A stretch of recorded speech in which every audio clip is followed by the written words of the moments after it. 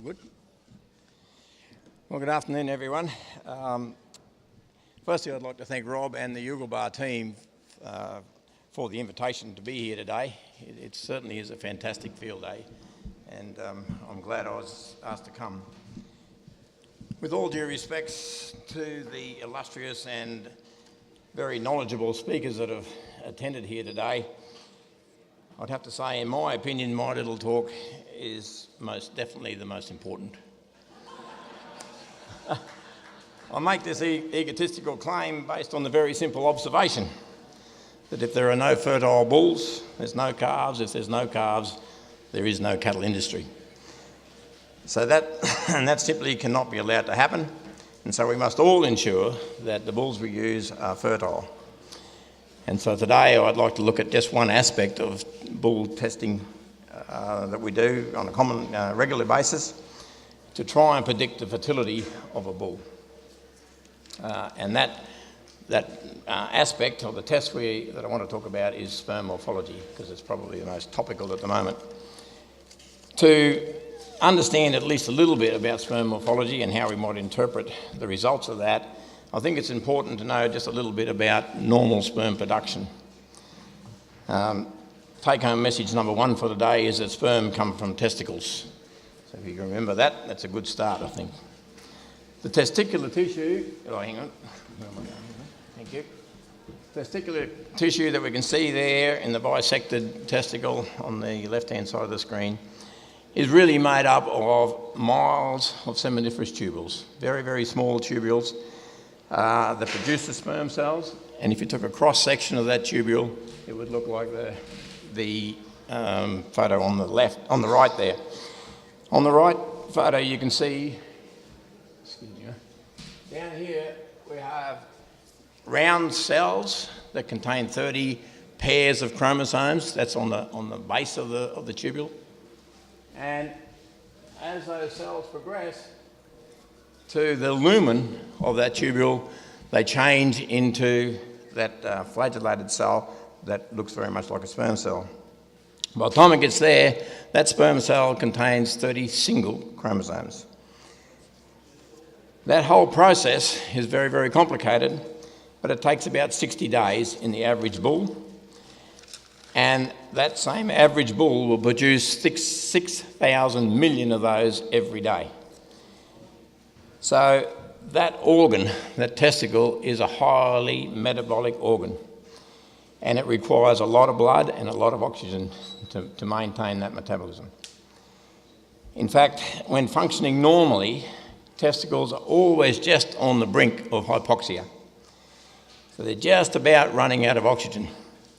And so even with a slight increase in metabolism in a testicle, which you will get if you get a slight increase in the temperature of the testicular tissue, then those cells will run out of oxygen. It will, because we get increase in metabolism, it hasn't got enough oxygen to maintain it. And those cells will die. And that's what we call testicular degeneration. When you think about it, there may well be something to that old adage that there is more blood going to a man's groin than there is to his brain. There's probably a good reason for that. Thanks, man. Testes are designed to operate at around 4 degrees below body temperature. When they get above that, that metabolism gets too high and we start to get that cell death. This is achieved by having the testicles blowing in the breeze. It's simple physics. There's evaporative cooling on the testicular skin, cools down the venous blood exiting the testicle, and that venous vein then, with the cool blood in it, wraps around the testicular artery in what we call the pampiniform plexus, which is this mass of blood vessels there that we commonly call the cord when we're cutting them. And that cools that tortuous combination of vein and artery, cools the arterial blood coming into the testicle. Thank you. So this whole thing is called thermoregulation, and it relies on two muscles in the scrotum. And one is the subcutaneous dartos muscle that just contracts and pushes the testicle up closer to the body or relaxes and let the scrotum relax and the testicles fall down in the scrotum. And the other is the cremaster muscle, which attaches the testicle to the body wall. When that contracts, same thing happens. The testicle goes closer to the body, warms up. If it's hot outside, it relaxes, testicles come down and get more breeze.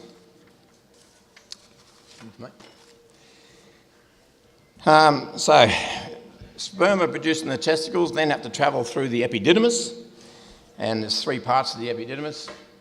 So, you've got the head of the epididymis up here, the body of the epididymis, and the tail of the epididymis.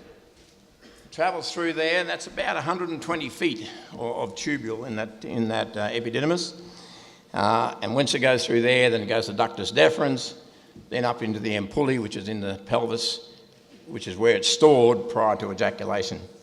That 120 feet that it takes, that it's got to get through there, takes it about 10 days. So we've had 60 days to produce the sperm cell in the testicle, 10 days or a little more to get it out of the testicle and into a position with ejaculation. So there's 70 days from when a sperm cell is made to when it can be ejaculated. I should point out that sperm leaving the testes are infertile. If you take a sperm cell directly as it leaves the testicle, it will not be capable of causing fertilisation. It's only after it goes through the epididymis that it is transformed into a fertile sperm cell that we know of today. And the function of that epididymis is highly dependent on testosterone. If testosterone goes down, the epididymis does not function as well or at all.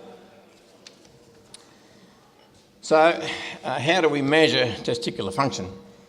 The three common tests that we do are one, to measure scrotal circumference. This is a very simple way of measuring testicular volume or testicular weight, which is highly correlated to testicular or sperm output from those testes.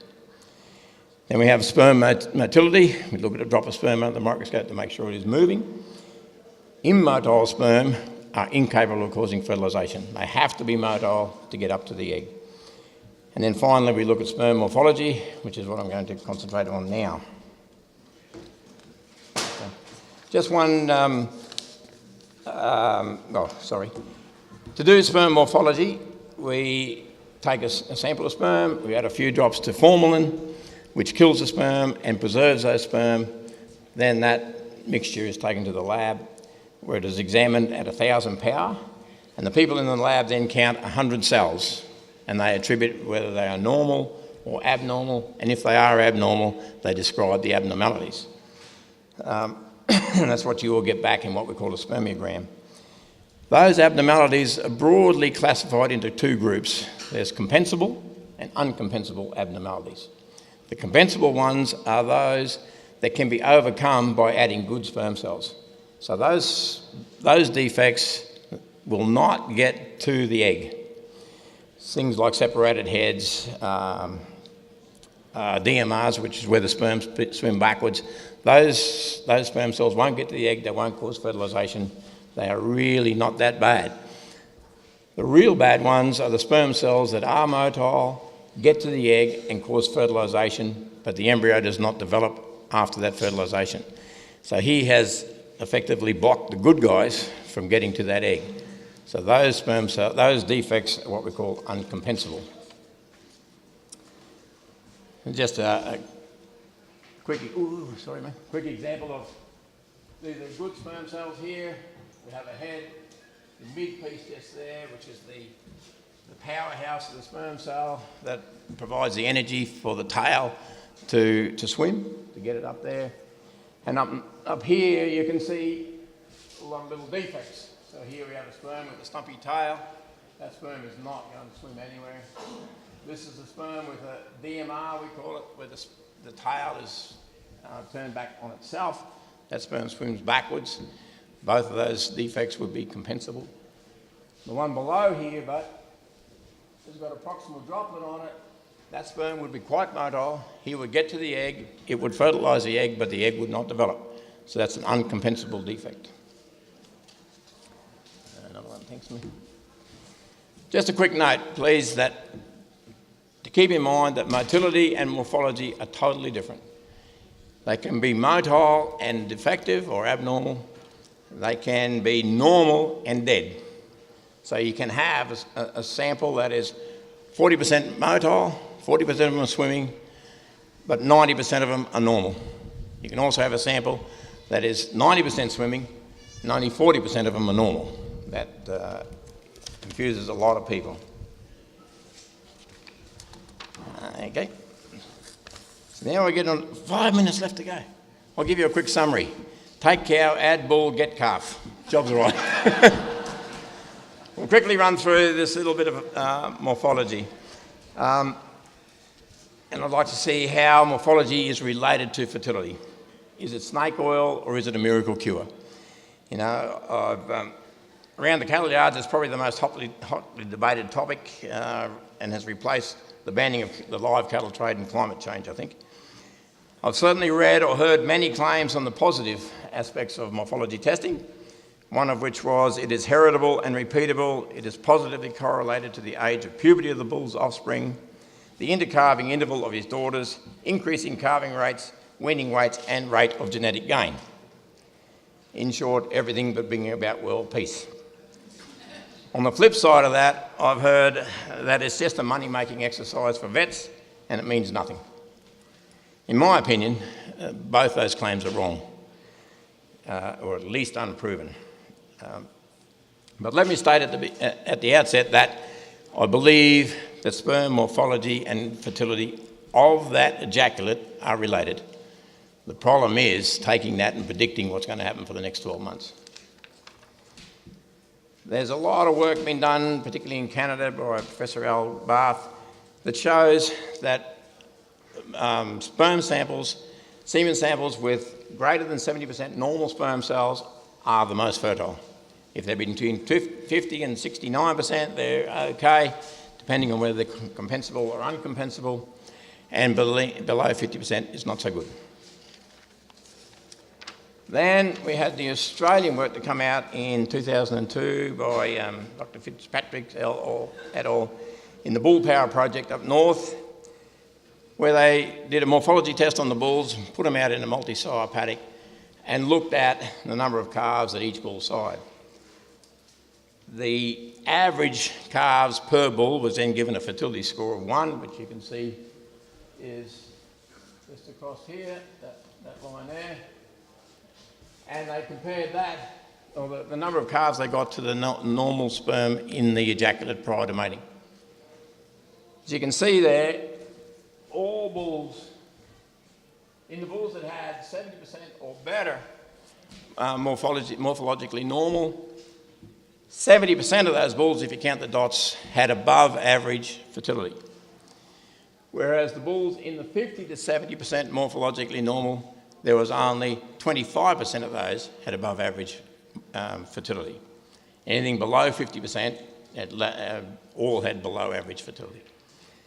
So if you looked at this graph only and had in the back of your mind that Canadian work, you would say, right, we'll chop the heads off every bull that's below 70% and we will increase our fertility in the herd. And I've no doubt that's right if you did that. But if you do that, please understand that you're going to be chopping the heads off a lot of good bulls as well. For example, the second best bull in this data set had 68% morphologically normal. So if you're stuck to that black and white, 70% is in, less than 70 is out, you would have culled that bull. So I interpret this data not as saying, yes, 70% is fertile, less than 70% is infertile, but that the probability of him being fertile if he's above 70% is greater than if he is between 50 and 70 and if he is below 50 again. It is not that he's fertile or infertile, but the chances of him being fertile are greater. If we just have a quick look at this again, 30% of the bulls in this plus 70% morphologically normal category, are worse than these 25% bulls that were between 50 and 69. The 30% of these bulls in this plus 70% category are no better than the bulls that are less than 50. And so it is a game of chance, and we're just trying to eliminate chance. And that works well on a herd basis, but not on an individual basis, in my opinion. How many minutes have I got? 1 minute.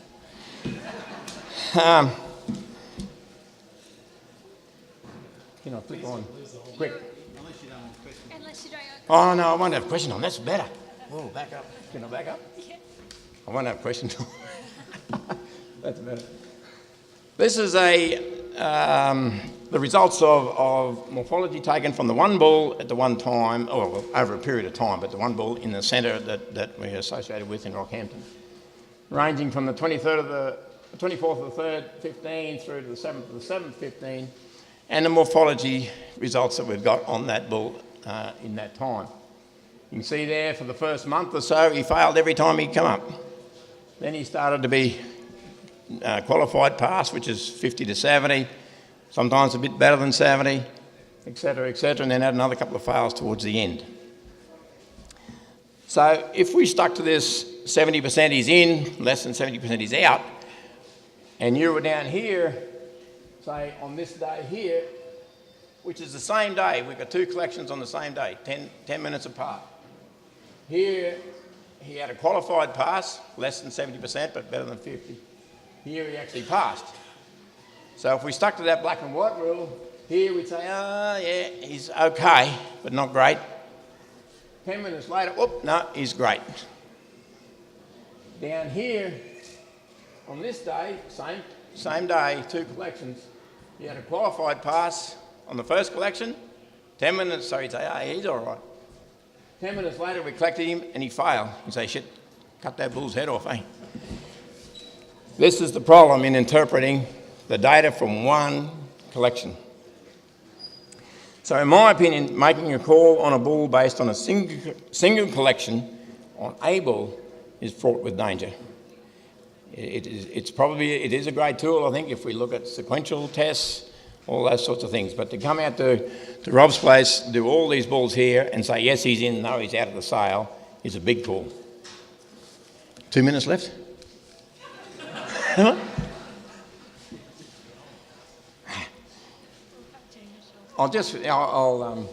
you don't want to do that. I don't think there'll be any questions about sperm, so you'll be pretty right. Yeah, can you get me to that next one on, please, mate? Nah, keep going. I want to talk about the things that can affect fertility. And I'll run a bit short of time, as you can tell. So one of them is inadequate thermoregulation, and the other one is stress. And can you go back to the next one, please, mate? Yeah, this one here, I'll just concentrate on this. Stress lowers the testosterone levels in bulls, men, anything else, doesn't matter. Testosterone, as I said, is necessary for normal function of the epididymis. So if you put a bull under stress, as you would if you go to a sale yard, if you come here to Rob's place and he boxes them up, doesn't matter. Your testosterone levels will come down and your morphology will come down. So taking a bull from here to Rockhampton, say to Sal, and getting him back on the farm after he sold through a sale yards in Rockhampton and expecting him to be normal the week after you get there is not going to happen. So don't expect to get bulls home, semen test them, do a morphology and say, Rob, you sold me a dud bull. That is not fair on the vendor. Just my last slide is on a bull who again was at our centre in Rockhampton. This is a Wagyu bull coming in with enormous morphology. Great results for the first week or so. He was in the centre in a pen, getting fed every morning. One day the girl went out and said, that bull's a bit crook because he hasn't eaten all his food today. Got him in, his temperature's 39.5. Said he'd be in the great vet that he is, give him penicillin because I'm buggered if I know what else to do. 5 days later, he come back on his food. For the next 2 months, looking at his textbook, this fellow, he's 60 days to get normal sperm cells again. For the next 2 months, he failed miserably. We're down to sort of in the 20s for morphologically normal, where he was in 80s and 90s. After 2 months, first collection, he's a qualified pass, and then he's back to where he was. Perfect. My point is that bull, if he was in the paddock, you would not have noticed him. There wasn't a whole lot wrong with that bull. And yet his morphology went terrible. And if we had collected him once, twice or three times in that 2 months, we would have said this bull is a dead set dud. In fact, he's a great bull. So just keep that in mind when you're reading these morphologies. I'm sorry to go over time, and thank you for your attendance.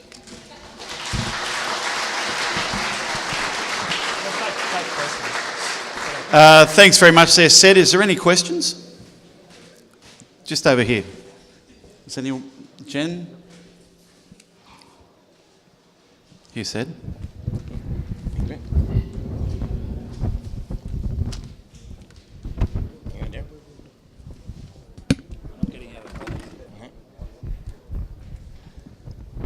Said, is there anything we can, is there testosterone that we can give them, artificial testosterone to lift when you say, the testosterone goes down, can we artificially give testosterone to increase it? The simple answer is that Arnold Schwarzenegger has got small nuts. No, you can't. And what happens is you need the testosterone in the testicles. You need the testosterone in the testicles, man. And if you give it intramuscularly, the brain thinks, hell, there's a lot of testosterone floating around in the body, and it shuts down testosterone production in the testicles. So it actually is the reverse of that. Yep. So you need to inject it in the testicles somehow or other, but no, that's the answer. Yep. Any other questions? No, that's it. Okay. Said, on behalf of Yugelbar, we'd really like to thank you for coming along today. I haven't seen you this clean before, I've got to say. But and he's telling me he won't be that clean on Monday, but you're here to do a job, and we really appreciate the association we've had with you over the last 15 years, and here's a small token of our appreciation. Thank you, Said.